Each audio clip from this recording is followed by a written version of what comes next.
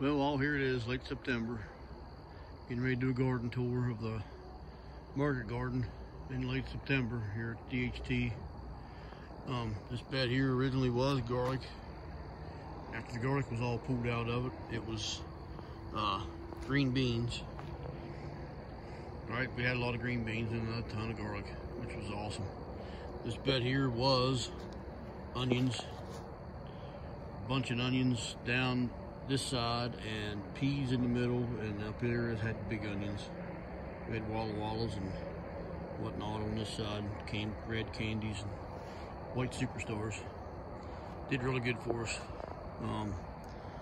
This bed here was tomatoes. They did really good. Did real good for us actually. We had lots of tomatoes in this garden.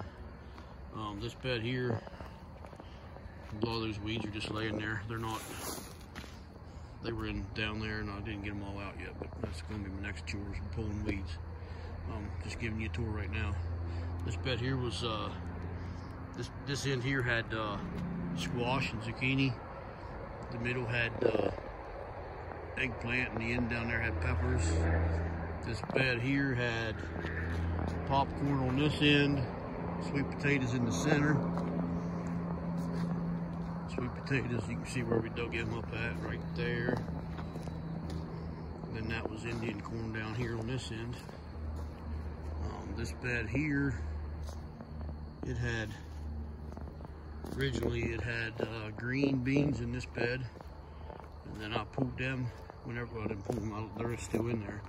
The roots are. I never pull the roots normally.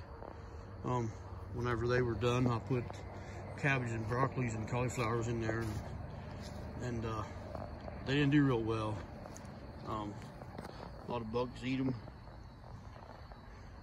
They still look all right. They may do something. I don't know. I might let them in there for a little while yet. But if I get something, fine. If I don't, it ain't no big deal. But the main thing is, a deer jumped the fence, and they actually ate the green beans. Of course, they were pretty well petered out anyways, it wouldn't have mattered, and they ate some of this stuff.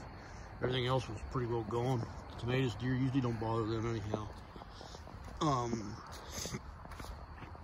This bed here was lettuce, and after the lettuce was done, I put peas in it.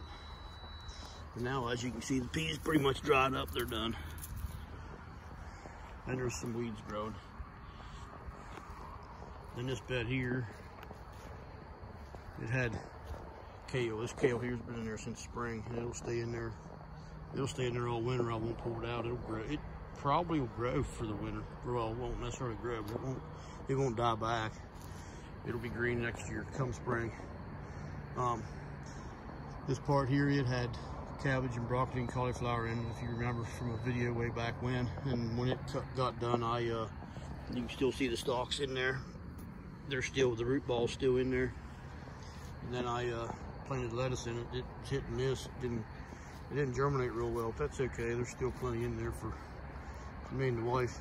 Actually, more than we need. We got seven half-pound bags out of it today. She harvested just out that little bit of lettuce, which is great. So next step's going to be pulling weeds.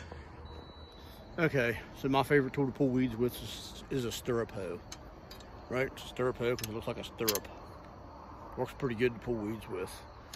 I run a file across it once in a while and sharpen it. It'll pull weeds going forwards and backwards. It actually cuts the roots off for the most part. But if you keep up with it, not like I did this year, but also too on this end I put a hook in it. There's dirt on there, but the hook you can take small weeds out with. It works pretty good. You can grab a hold and pull them out. They'll pull. So we'll spin you around and try to show you.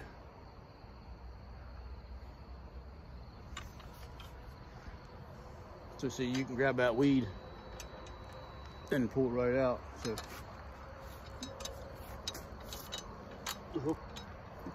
the hook pulls it out, roots and all. Works pretty slick.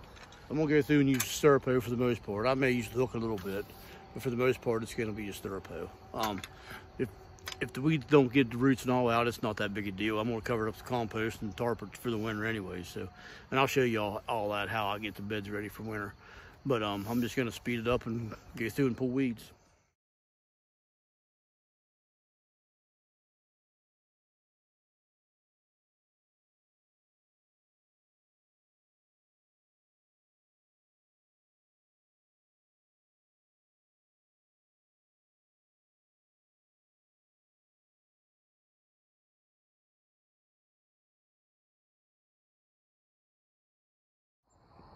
Okay, so I got all the weeds pulled that I'm gonna pull.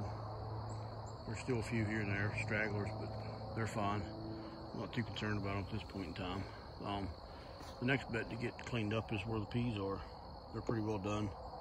They need taken care of. So I'm gonna take the stirrup hoe, which you can see it there in the middle of the bed, laying down. I'm gonna take it and just more or less rake it over the peas, then rake the peas out with an actual rake. And so the peas and the lettuce and kales, well, the kales will stay in all winter. They're gonna stay in there all year long. They're not coming out.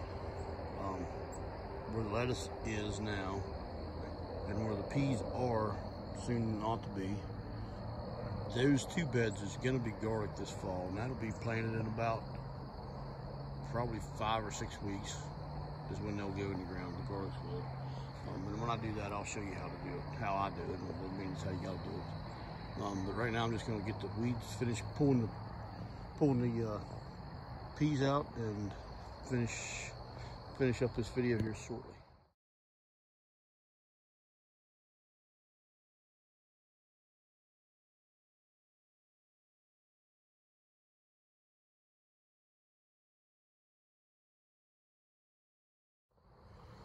So there we are. All the weeds, well, not weeds, but the weeds too. Those there's just leaves laying on the ground. They'll die and rot up. They're already pulled out. They're just laying there, so they'll rot up. But all the plants are out of this bed. Whether I put them there, whether nature put them there, either way they're gone. Except for one little straggler. Actually, he was gone too.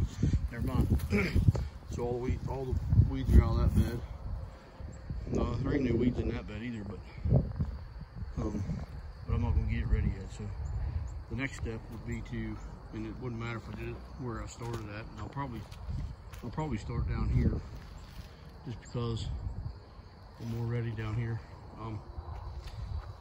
If y'all notice, I keep these stakes in the ground.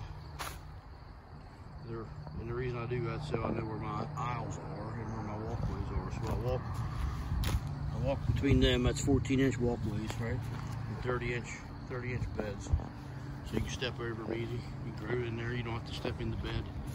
So the next step in this process of getting ready for winter will be pulling these ground cover up. That one and that one. And then after I do that, then the next step would be forking it with a pitchfork. I use a digging fork. I got a broad fork too that a friend of mine made several years ago. But I just use a digging fork. It's easier. So what you do when you're ready is you just before you apply your new compost, you just put it there and you just step on it. Right there, hit a rock, you can hear it. You pull it back, loosen it up. You don't flip it, don't do nothing else with it. That's all I do. And then when I do that, then I'll apply another inch of compost on the whole bed. Hopefully this fall I'll get the leaves in the walkways. If I don't, I won't. It's fine. I'll get them in the spring. I want to do it this fall there after they come down. So then I'll just tarp everything that's not minute growing. So everything from this bed right here, down that way, we'll have a tarp over it this winter, so that weed seeds don't go in, and it'll actually help keep the bed warmer and drier, so all the mycorrhizal and all the microorganisms and all the funguses and all the critters will be warmer, and they'll have fresh compost and leaves to munch on all winter long. So it'll help keep everything dry, so in the spring when I pull the tarp off, I'll be ready to plant. It'll be ready to plant right away. I might have a few weeds I need to get rid of in the spring, but very few. Normally I don't have any. I'm doing it the way I do it, and that's pretty much it. But I'll show you that step by step as I go through. It's going to be several different videos on down the line. So next step will be pulling those two ground covers up and forking everything good, picking whatever rock comes out. If it comes out great, if it don't, it ain't a big deal.